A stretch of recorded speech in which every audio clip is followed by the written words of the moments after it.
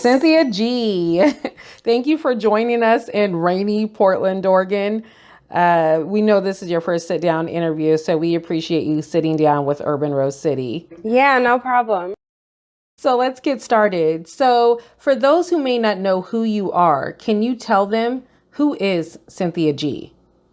Yeah, Cynthia G at the end of the day is a normal person. I think that people get too caught up into your YouTube appearances, but at the end of the day, I'm like a servant for my people.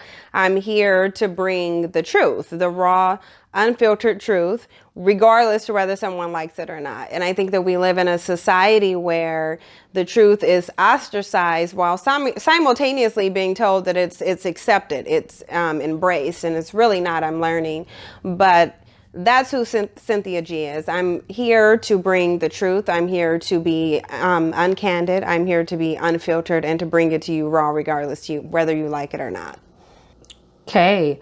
So, what brought about the development of your YouTube platform? Initially, my YouTube station wasn't the initial plan wasn't for it to be what it is now. I wanted to give a different appearance for Black women.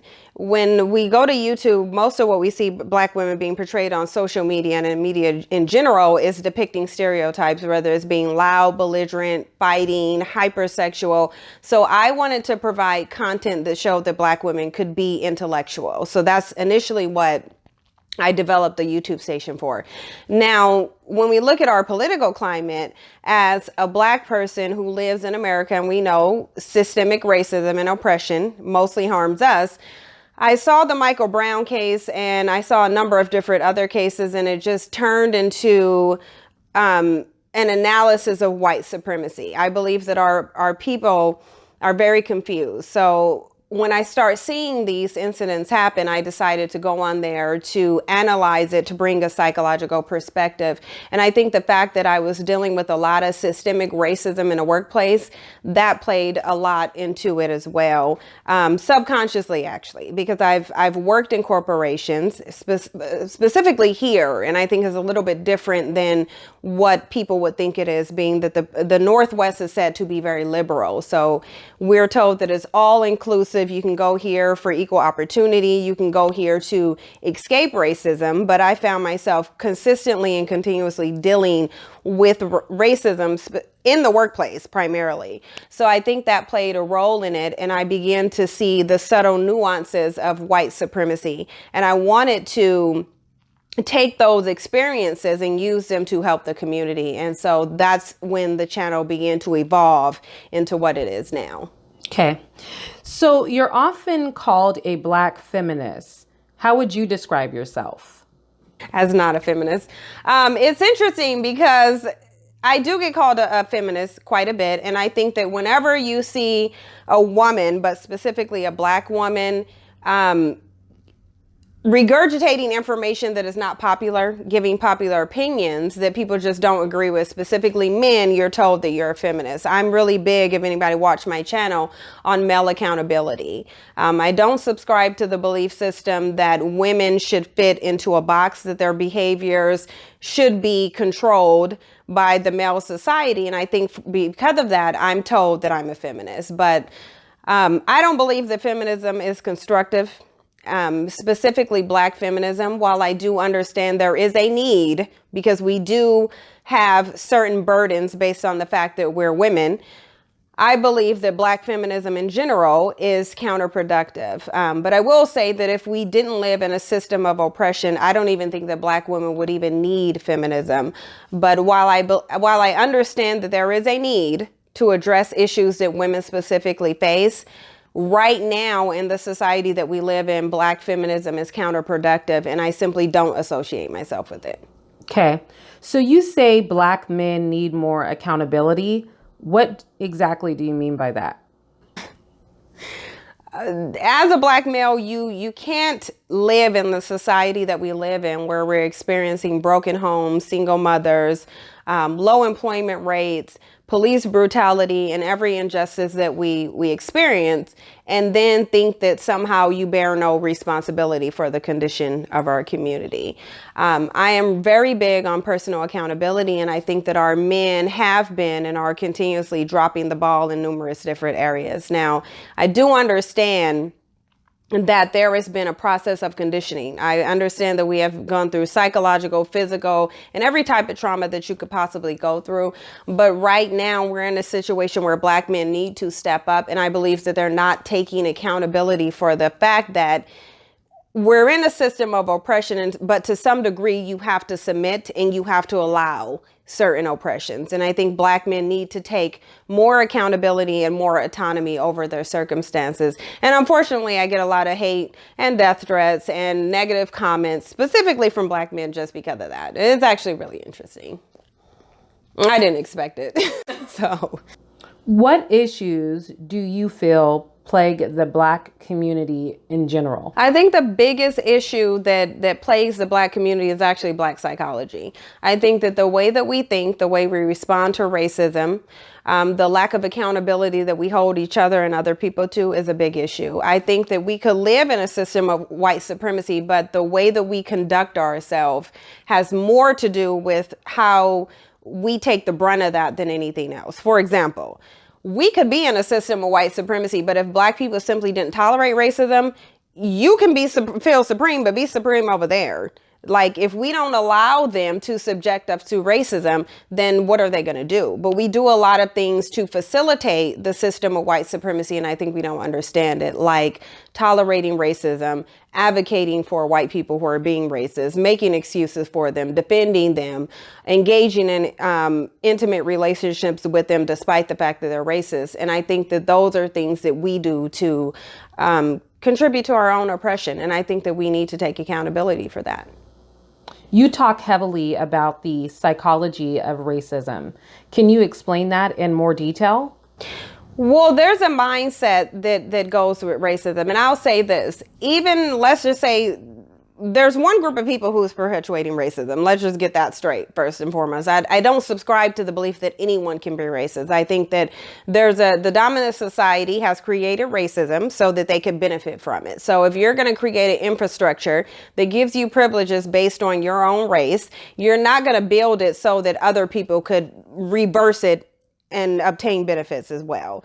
So I think that in terms of the psychology behind it, we need to understand that we're dealing with the psychological effects from our ancestors being enslaved. And likewise, the enslavers and their descendants would also develop a certain psychology in terms of maintaining it and continuously perpetuating it. But I noticed that when we speak about racism and when the dominant society speaks about racism, they speak about it as if it's separate from the people who are actually perpetuating it. We already know there's only one group of people who actually have power to practice racism here. And I think that Black people need to understand the psychology behind it. I think that they want to believe that, you know, the dominant society is giving birth to offspring that are somehow different from them, but that actually goes outside of the nature of any organism. You can only replicate yourself. So therefore, if you're dealing with the descendants of the people who practice slavery and Jim Crow, then they probably carry on that same mentality. That's just what genetics says. You replicate yourself in terms of nature and behavior. So therefore, it's simply unrealistic. And so my goal has been to break down and analyze the psychology of why you're living in a system that has been perpetuated for over 500 years. You're so passionate about issues facing the Black community. Do you feel that's often misconstrued? I do. It's actually misconstrued as hate. It's misconstrued as racism. I've been told that I was the Black Hitler. I've been compared to the KKK. So I think that we live in a society where people say they want honesty, but they really don't want it. Because when you present the raw truth to them and it brings discomfort, then they reject it. And I think that's a lot of what I'm experiencing right now, you know, with the death threats and the trolling and everything that I experience is because we're not used to the truth. We live in a society where evidently only white people can pathologize people, but they can't be pathologized themselves. And I think that when we don't consider their psychological aspect in terms of racism, I think we're doing the entire society an injustice, because they can't change unless they're aware of what they're doing. And in order for them to be aware, someone has to analyze it and not care about political correctness. We have to give them the raw, unfiltered truth and say, hey, this is what you're doing, and you're the only ones who've been doing this. We see all these mass shootings and, videos where people are having the police called on them just for doing normal things, but people are somehow detaching that from the white dominant society. And we need to not do that if we really want to move forward and if we really want to progress past racism. Well, you mentioned you began your YouTube due to positive images of Black women not being represented in the mainstream media. So getting more specific, what are issues you feel Black women in particular face? I feel like Black women are not given the liberty of being human. If we have emotions, we're called the angry Black woman. Whereas if a white woman exhibits any type of aggression or a bad attitude, society, Black and white and other, makes excuses and say, well, maybe she had a bad day, or maybe someone did something to her. We're not giving that liberty. We also have a society where they only want to see negative images of Black women. We were told that we were hypersexual, overly aggressive, and savage. So that's what we're known for. And I think that the media is very prominent in giving that image, but we also are as well. There's too many times where I've heard other Black people tell me that I'm acting white, or that I speak white, or, they only attach negativity towards being Black. So in light of the fact that there was only a bunch of fight videos or twerk videos or Black women living up to some negative caricature, I decided that I wanted to show, Black women can be intellectual. There are a ton of Black women who actually are very intellectual. We don't all sit up and twerk. We don't all show our bodies all over Instagram. We're not just reduced to our sexuality. We can do other things as well. And I think that's an image of Black women that needs to be put out there. And I think that if we don't do it ourselves, it's not going to get done, because everyone else has a vested interest in us acting out these stereotypes. Because at the end of the day, let's just be honest, the more we degrade ourselves, the better white women look. It seems at times in the Black community, blame shifts back and forth between Black men and women. Why do you think that is? Because I think the blame is shifted because it's easier to blame each other than to tackle white supremacy. That's just a reality of what it is. This is a system that has been here. We were born into this system. So you have people who are born into the system. It's very elaborate. It's very intricate. The very foundation of this country is white supremacy. A lot of people don't understand that you can't deviate from your foundation. So if the foundation of this country is on Black oppression, just imagine how much you would have to do to actually get that to equalize it. So I think that Black people, in an attempt to say that they're doing something to benefit the community, they're trying to resolve the issues that we face, they're attacking each other. Because again, it's easier for Black men to correct Black women and Black women to correct Black men than for Black people as a community to go approach white supremacy. It's often said that you are a Black male hater. Why do you think that is? Let me just be real. Black men have been coddled for a very long time. And I think being that Black men are not growing up with positive male influences who are teaching them how to be men, I think that we have a lot of women who like to coddle Black men. And I think we have a culture where Black men just don't have to be accountable for anything. And you have a number of different women, prominent figures, actually, like Shahrazad Ali, who writes content where it absolves Black men completely any responsibility. Like you have the narrative of black women putting the man out of the home for welfare, or you have the narrative of the black woman wanting to take all these government services and saying that they don't need a man. But the other side of the story is not told. So it depicts black men as a victim, and people put out rhetoric that makes them powerless when in reality they have a ton of power. They simply just don't use it. And I think that now that I'm a woman and a black woman, and I'm pushing for black male accountability, I'm telling them, you know, you have some control over your situation. A lot of them don't want to get up and fight. So rather than accept that, they battle me and call me a black man hater. You have been known to criticize interracial dating. Why have you taken that stance? I've learned throughout this process how detrimental interracial dating is to our community.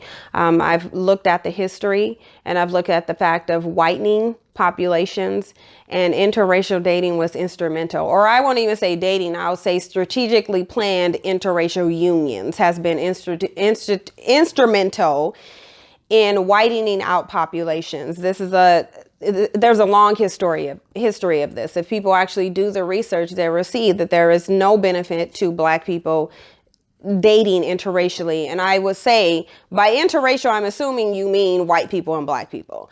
I do not believe that you should be dating your oppressors. I do not believe that interracial dating is the catalyst to end racism, contrary to what people believe. I think that it is an agenda. And if you notice, they're promoting it now more than ever because they have a declining population and they look at the statistics. Anything that they're promoting, you can best believe that they're promoting it based on predicted behavior. So not only are they doing it based off of our predicted behavior, meaning the ones who are engaging in these interracial unions, but the children and the product of those interracial unions. And most of them date and procreate white. So I don't support it because it's black genocide at the end of the day. Well, speaking of interracial relationships, it's been said you yourself have been married to a white man. Is that true? Again, this is the one rumor that really irks me to the core because it makes me think that our society runs on stupidity. I've never been married. And I think that if someone dusty can just get up on social media and make a rumor and then everybody believes it, it shows just how dumb we are as a society. I've never been married, and a marriage is public information. So the reality is, if you really wanted to know if I was married to a white man, you would just go run a public report. But nobody can find this fictitious white man that I've ever married. So in terms of rumors, this is one that's just really dumb. I find myself constantly defending this one. It amazes me that somebody can just sit in front of a camera and say something and now everybody believes it. But I've never been married, and I've certainly never been married to a white man. I think if I was, people who watch my content should know that I would just come out and say it, because at the end of the day, I really don't care who likes what. So if I was married to this white man, I would own it because that's my decision. But I haven't been married, and I think that this rumor derives from the fact that I push black male accountability. And I think that they would prefer to believe that I'm a disgruntled black woman who simply had a bad experience with a white man, and the white male society don't want me anymore. So now I'm up here pushing for black male accountability. It's stupid. That's just a reality. It's a really dumb rumor, but it's a very prevalent rumor. And I think people are choosing to believe it regardless to what I say, because it's easier to believe, again, that I'm sitting up here because the white man rejected me. My ex-fictitious white husband left me for a white woman. So now I have a grudge against black men. It doesn't make sense to me, but it makes sense to them. So, well, where did the term beta male coon come from? Me? Okay.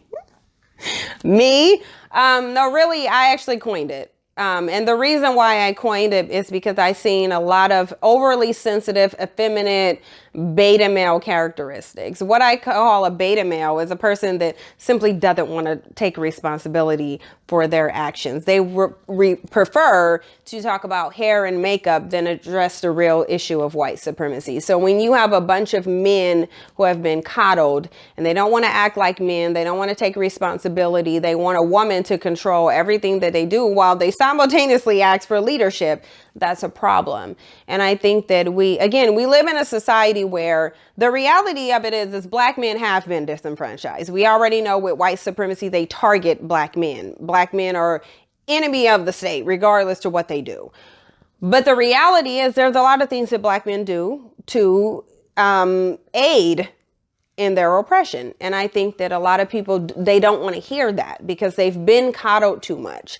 So what I've done is I've coined the term dusty beta male coon in response to the men who, when I bring up a specific point about white supremacy, more specifically, what are you doing to dismantle the system? They deflect to hair and makeup. We shouldn't be, why are we talking about hair and makeup when you should be out doing something about white supremacy? You're often criticized for wearing hair extensions and makeup.